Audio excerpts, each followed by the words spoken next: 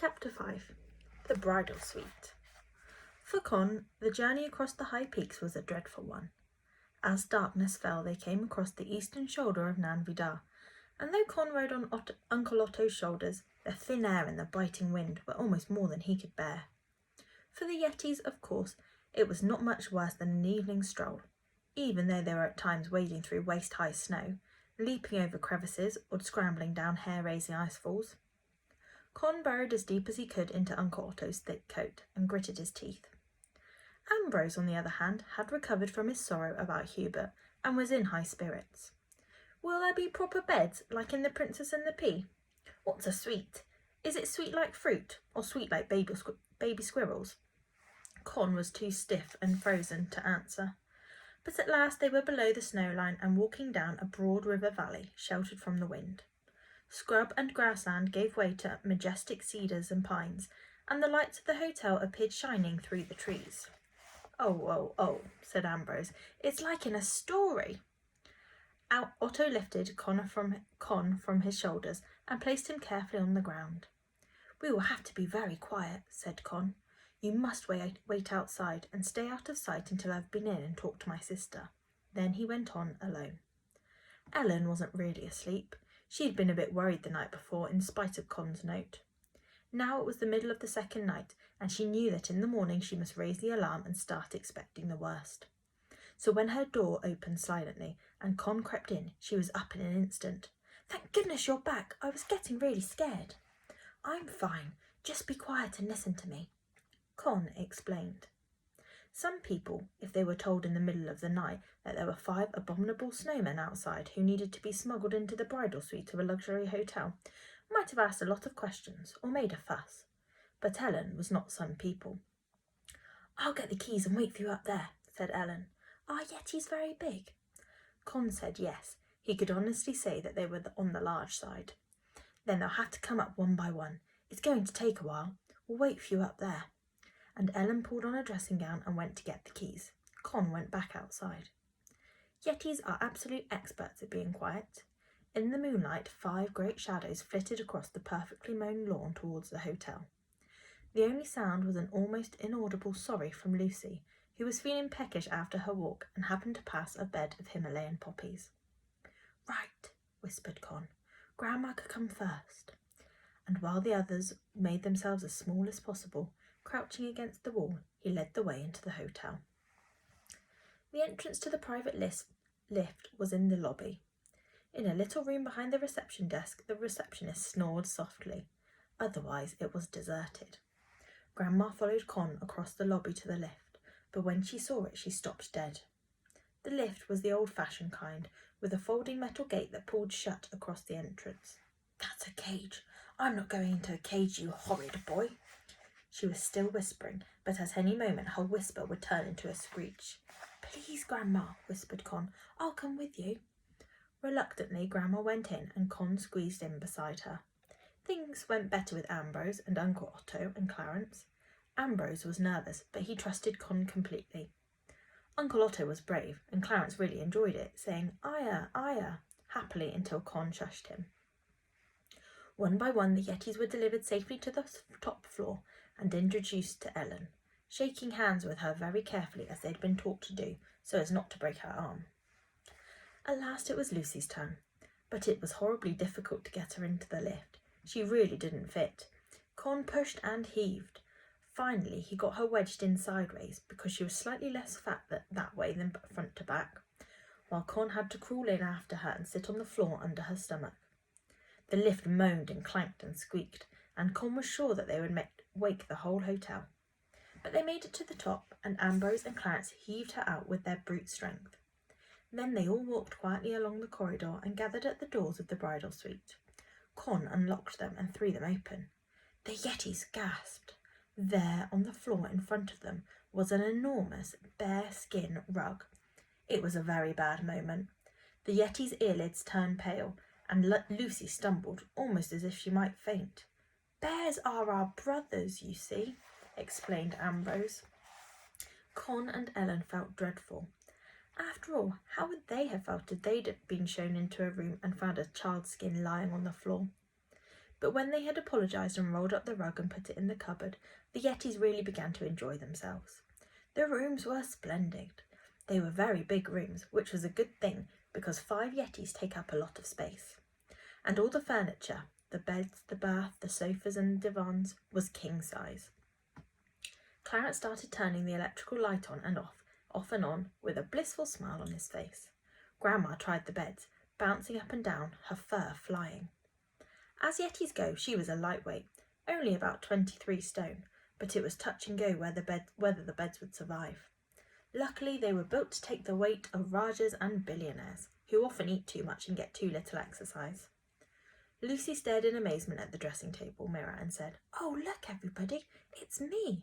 It's me, so clear and beautiful." Ambrose, meanwhile, had found the bathroom. "Ooh, what's that? Isn't it white? Is it made of snow? Is it for washing your feet in? I can get both feet into it. Ow, something hot hit me. What's a shower? Uncle Otto, I'm going to have a shower." But Otto did not reply. He stood gazing in wonder at a shelf beside the ornate fireplace. "Books," he whispered. "Those are books." It is true that the Bible is a wonderful and interesting book, but if you have had nothing else to read for 100 years or so, then even the exciting bits, like Daniel in the Lion's Den or The Witch of Endor, can get a little bit too familiar. Now, before his very eyes were flora and fauna of the Hindu Kush, excitements at the chalet school, how to win friends and influence people, The Complete Angler, Nicholas Nickleby, The Tattler, 1925-37, Finn Family Moomin Troll, and many, many more. Otto's vast hairy hand wandered lovingly across their spines, and after hesitating for a moment over the Jungle Book, settled firmly on Grimm's fairy tales. Otto sank onto the largest divan and was lost to the world. Con and Ellen thought they'd never get the Yetis to settle for the night, or what was left for it. After Ambrose had had his shower, the bathroom looked like a disaster area and had to be mopped from top to bottom. Then Lucy wanted Ellen to comb the hair on her stomach into a centre parting and make 2 plaits on either side. "Like yours," she said. "But, Lucy, people don't wear plaits on their stomach," said Ellen. "People don't, but Yetis might," said Lucy. "It's for Queen Victoria and her children, so they can see out better." But even when Ellen had made 2 fat plaits on either side of Lucy's stomach and tied them with the ribbons from her own hair, and they had all found somewhere to sleep, Lucy and Grandma in the 2 double beds, Ambrose on the sofa, Uncle Otto and Clarence on the Persian carpet, there was still the bedtime story.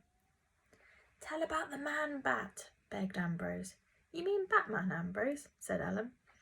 Batman and his faithful friend Robin had not been invented when Lady Agatha came to the valley, and the Yetis couldn't get enough of him. But even when the children had told them no less than 3 Batman adventures, they weren't through because Clarence started yelling, "Him, him," and the others explained that he was saying him, because Lady Agatha had taught the Yetis always to end the day with a beautiful song to God. So they all got up again and sang "We Plough the Fields and Scatter," which didn't fit particularly well, but was their favourite. "Do you know what I thought I heard?" said Ambrose drowsily when he was back on the sofa. "As we came down the mountain?" "No," said Con. "What?" "Footsteps," said Ambrose, smiling. He was half asleep. "Following us." "What sort of footsteps, Ambrose?" asked Ellen. "Lovely ones," murmured Ambrose. "Hoof steps, and bleating." Con gazed at him in horror. "Not Hubert! It couldn't be!" He walked over to the window and drew aside the curtains.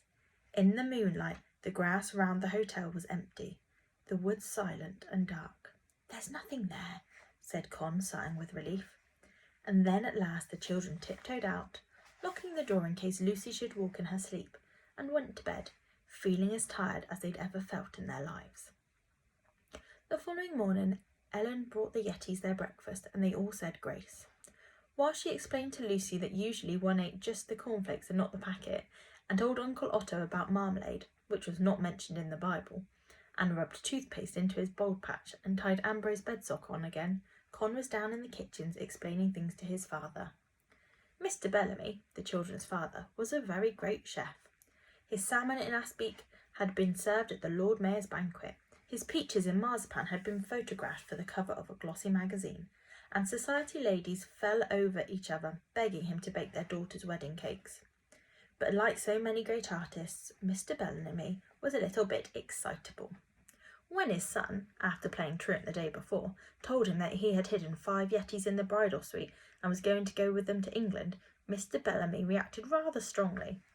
But the egg whisk that he threw whizzed past Con's left ear, the bag of flour exploded in mid-air, and as for the wooden spoon, well, Con had had so many wooden spoons thrown at him in his short life that it might have been a raindrop for all he noticed it. And when he had got his father to agree that the Yetis couldn't stay in the bridal suite and that they might as well go to England as anywhere else, he went off to the garage to wait for the lorry. There were 1 or 2 very tough characters who brought the lorries, and no wonder. It was a punishing journey, and towards the end the roads were unspeakable. But when the lorry came at last, a gigantic, articulated vehicle with 18 wheels, the driver who stepped out, blinking with exhaustion, was one Con had never seen before. A big, burly man with a ginger beard and bright ginger curls, the kind you could have stuck a pencil in and it would have stayed there. But what struck Con most was what was tattooed onto the man's freckled forearm. Not an anchor or a sailing ship or a heart with "I love Daisy" in it, but a pig. Somehow, as soon as Con saw that, he knew that he could trust him. A man with a sensible thing like a pig tattoo on his arm had to be all right. "Excuse me," Con said, getting off the pile of tarpaulins in which he'd been standing. "I know you're tired, but could I talk to you? It's important." "Sure," said the ginger-haired man, whose name was Perry, short for Parrington, which his mother had believed to be a Christian name. "Let's hear it." "Actually," said Con, "I think you'd better see it. Only it's a secret, and I mean that." And he led Perry up to the bridal suite and knocked in the way that he and Ellen had arranged. "They're making themselves beautiful for the journey," whispered Ellen as she opened the door. They certainly were. Grandma had found some scissors and was cutting her 16 enormous toenails, bits of which were charging across the room like shrapnel. Lucy had vanished under a pink cloud of talcum powder, and in the bathroom, Uncle Otto, who was a very hygienic Yeti, was gargling. "We had a lovely sleep," said Ambrose, bounding up to Con. "Is this another friend for us? Does he know about that bear called Winnie?" Perry did not go through the business of pinching himself to see if he was awake. He just wasn't a person who dreamed about Yetis with blue bed socks round their necks, wanting to know about Winnie the Pooh. Perry's dreams were quite ordinary ones, like missing trains or having to play the piano to a huge audience wearing only his underpants. "All right," he said to Con. "Describe. Explain. Tell." So Con told him about the secret valley of Nam Vidar, and about Lady Agatha and how he had promised to get the Yetis safely to Farley Towers. "And I want you to take them back in your lorry, instead of whatever you were going to take. It'll be all sealed up. They'll hibernate. No one will see them." "Oh, yes. And when I've dropped them off and get back to my bosses with an empty lorry, what then?" Con fished in his pocket and handed Perry the little bag which Lady Agatha had made out of the hem of her nightgown. "Wow," said Perry when he had opened it. "The real stuff. You mean I can give them the price of the goods? The lorry too, if it comes to that. And there'd still be money over. "For you," said Con. "A reward for taking us." "Us?" said Perry. "Are you coming too?" "I promised I'd deliver them, and I'd like Ellen to come too if I can square it with my father. I really can't go making plats on people's stomachs." Perry nodded. "There's room in the cab, just about." He stood looking down into the little flannel bag. Perry had done a lot of things since the day he'd said "open wide" to a lady called Gladys Girdlestone, and decided he wasn't cut out to be a dentist. He'd been a dishwasher, a road mender, a lumberjack, and now he was driving lorries. But not forever. Perry had a dream, and it was a dream to do with pigs. Perry loved pigs. He loved their fatness and their slowness and their little suspicious eyes and their disgusting habits. He loved Gloucester old spots, which looked as though someone had spilt paint on them, and he loved large whites, which aren't white, but the pink of apple blossom in the spring.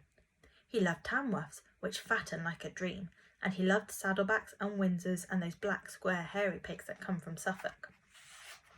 And what Perry wanted more than anything was to have a pig farm and to breed a completely new pig, the Perrington Porker, which would be a pig to end all pigs, the best pig in the world. Only, of course, to start a pig farm, you need money. I'd have taken those crazy animals of yours away, said Perry, because I like them. But if there's a reward, I'll have it. Now I'm going to sleep for 24 hours. Then I'll go down to Jalpagan and pick up the load I was supposed to take back. It's mostly dry goods, spices and such like and cloth. I'll drop it at the nunnery. They'll make sure it gets handed out to the poor.